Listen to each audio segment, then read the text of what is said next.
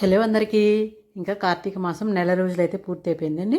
మనం పాడ్యమి రోజు దీపాలు వదలడానికి ఒకసారి దీపాలు ఇలా చేసుకున్నామంటే మనం దీపాలు వదలడానికి నీట్గా ఉంటుందండి. ఇవి వచ్చేసి పువ్వొత్తులు.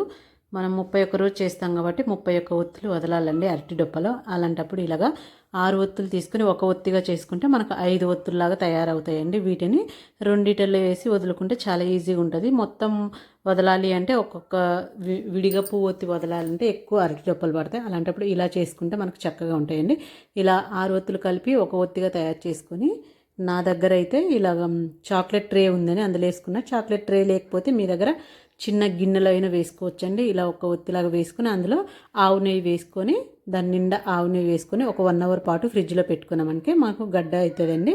ఇలా చేసుకుంటే మనం దీపాలు వదలడానికి ఈజీగా ఉంటుంది. ఇంకా తీసుకొని వెళ్ళేటప్పుడు హడావుడి లేకుండా మనం మంచిగా నూనెలో ఒత్తులు అనేది నాని ఉంటాయండి. చాలా బాగుంటాయి. ఇట్లా 2 అరటి డొప్పలు తీసుకొని చక్కగా దీపాలు వదులుకోవచ్చండి. ఇంక ఈ నెల మొత్తం చేసిన దీపాలన్నీ రేపు పాడ్యమి రోజు వదులుకోవాలి. అంతేనండి, చాలా బాగుంటుంది. ట్రై చేయండి.